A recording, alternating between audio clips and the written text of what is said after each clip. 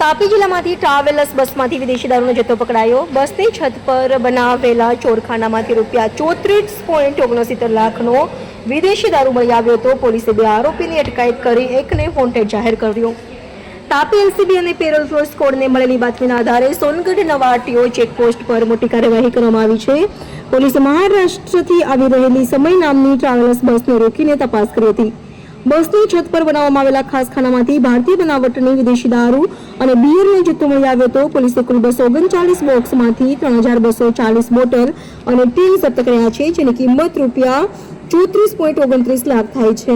પોલીસે 2 આરોપીની ધરપકડ કરી છે.